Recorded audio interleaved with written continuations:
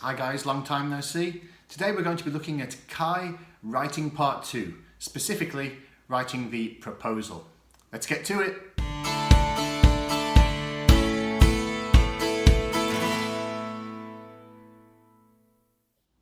Okay, let's look at the functions and purposes of a proposal. So what is it, basically? Now, it's quite simple. What you need to do in this part of the exam, or in this particular exercise, is to suggest a course of action. This could be anything from a number of topics. Let's just choose one. Imagine that your local town wants to build a monument to a famous local celebrity from history or from the modern day. They might ask citizens, or in this case you specifically, to propose or suggest how you could make this monument. What would it be? Who would it be about? What would be the benefits of doing this? Okay, so you're basically being asked to give your opinion on a course of action. You could also do it within a business. They could ask you for a business proposal about how implementing a change in a business could be beneficial to the company. So that's basically all it is. A lot of characteristics very similar to a report, which I will now look at and try to identify a couple of the differences. Okay, let's take a quick look. Now, as I said before, reports and proposals actually do share quite a lot of characteristics, but it's very, very important that we make the distinction between the two. As you can see from what I've put on the board, a report, if we follow the sequence here, is about something that is happening or has happened. Normally, it's something that has already happened. And the function of the report is to communicate the information from the past via you to a superior, boss, teacher, member of the local council, whoever. Okay? A proposal takes a slightly different sequence in the sense that you are going to your superior directly to suggest something that could happen in the future. All right, so it's a slightly different sequence of events that we are doing here. Now, that looks quite simple in theory, but we have to bear in mind, keep it in our mind, that the use of language for this will be completely different. If you're writing a report, quite often you're going to be using past tenses or present tenses, and for a proposal, you're going to be looking at future tenses and conditionals. A lot of conditionals, would be, could be, a lot of modal verbs in there as well. So although the difference is not huge, the use of language will have to be completely different in respect to the tenses in order for you to get good points. As always, we've got the 4 categories that we use to mark or grade our writing. Okay, content, communicative achievement, which I've abbreviated here, structure and language. All right, let's just quickly look at these and I'll give you some advice as to how you can maximize your points. All right, just to remind you, there are 5 points per category, and to pass with a 6, you probably need to get like 3 out of 5 for each category.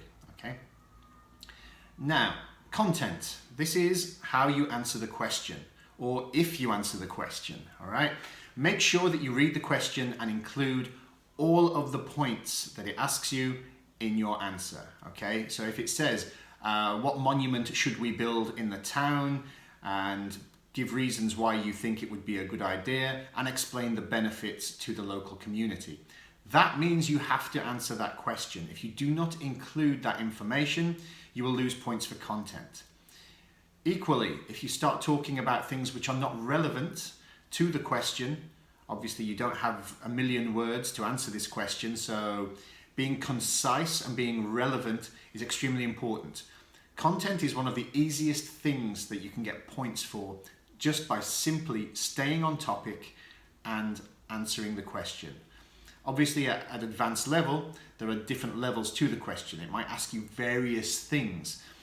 Include this point, explain this. Read the question, make sure you do it. Communicative achievement, this is a bit more flexible. This is primarily focused on the register that you're using. okay?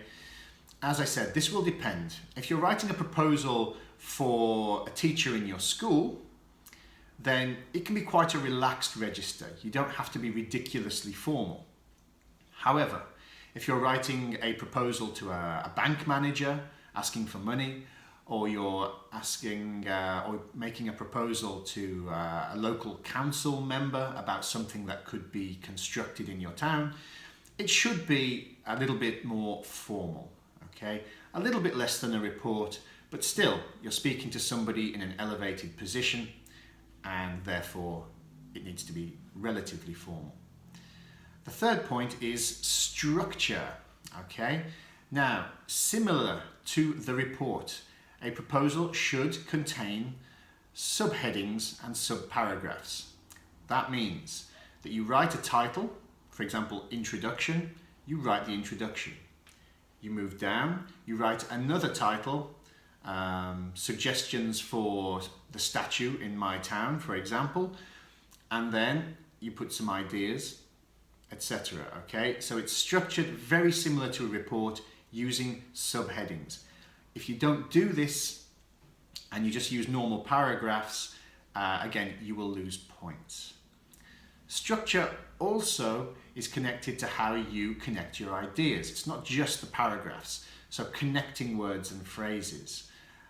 Is it a coherent piece of writing? Are you answering the question in the introduction and then talking about nothing for the rest of the exercise? So that's important. Very important that you consider that. Little bit of advice for you. Introduction and conclusion, okay? Do these as quickly as possible. The introduction should be something like, the aim of this proposal is to put forward suggestions about and explain the benefits.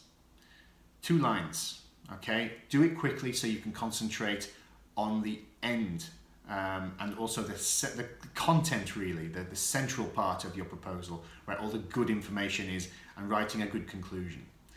The conclusion should also be... I'm sorry, I just lost my camera there for a second, but I'm back. So yeah, the conclusion, it should only be a couple of lines as well.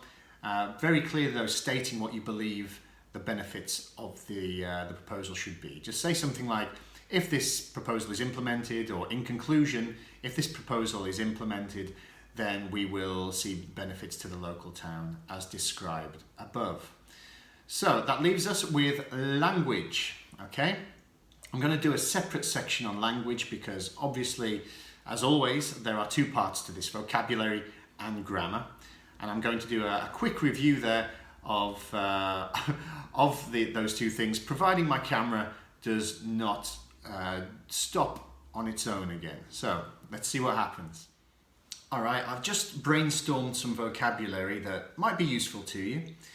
Of course, in any written exercise, you want to avoid repetition. It just does not sound very good. So instead of just using propose constantly, I've also thrown in a couple of alternatives. For example, suggest, and a phrasal verb here, to put forward. You'd normally say to put forward the idea of, or to put forward the suggestion of something, and then explain what it is. So that's an alternative.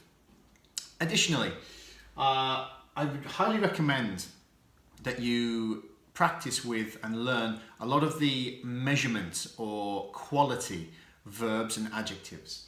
The EN verbs, for example, strengthen, sharpen, weaken, widen, lengthen, all of these, whilst not applicable in every single case, but especially strengthen, if you're talking about strengthening the connection between the public, or strengthening, improving something, those types of verbs can be extremely useful to use in a proposal. In the same way, you have the noun and verb forms of to increase and to decrease. All right, so there's nouns and verbs, so you can mix those and also demonstrate more flexibility. Of course, we have the verb to improve. I haven't put the noun here, improvement, but to make an improvement or to be an improvement on. This could also be beneficial to you. Speaking of beneficial, to be beneficial is a useful phrase, and also to be of benefit to is another one that you could throw in. These are all ways that you can project your opinion and explain why you think the suggestions you are making are going to be positive. Okay, any questions about any of this, send me an email, okay, or contact me through the channel. Let's have a look at some grammar. Okay, we're going to finish with a little grammar. Remember to put all this stuff into your plan. I've got a video on planning. I'll put a link to that at the end of the video. Make sure you check it out. It will help you to prepare for all of your writing, okay? So for the proposal, the typical grammar that you're going to need, make sure that you are practiced and well-versed in how to use modals and modal passives, okay? Extremely important that these are implemented, because without them, you simply will not get enough points for this part, okay? Similarly, with the second conditional, remember that you are talking about something that's unreal that you hope could happen in the future, all right? This is the perfect moment to use a second conditional. I know it's not the most advanced thing in the world, but if you don't remember to use it, you won't get the points for it. So make sure you get that second conditional in there at least once when you're making this proposal. Also, when you're introducing something new in the form of a proposal, you're hoping to make things better. So making comparative and superlative sentences will help you to do this. Obviously, it doesn't really need to be said, but conjunctions and connectors, as we spoke about before, with your structure, with your language, we need to make sure that everything is not just listed, but is actually connected and contrasted using conjunctions and connectors. So I would suggest, what have I got here? Maybe 4 or 5 points. That's enough for you to put in your plan initially, just to make sure that you're thinking about that and make sure you get those easy points just from using a few of these sentences.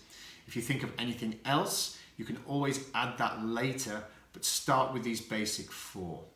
I've also put together a list of essential grammar for advanced certificate.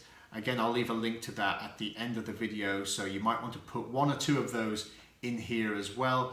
But with these 4, if you're writing a good proposal, you should be fine if you combine it with the language that we looked at before, all right, the vocabulary. So that's it really, guys. Thank you very much for tuning in. If you have any questions, as I mentioned, please get in touch. If it's been of any use to you at all, please like and subscribe and share it with your friends if you're doing advanced certificate together. And I wish you all the very best of luck in passing your exam. Let's speak soon. See you later.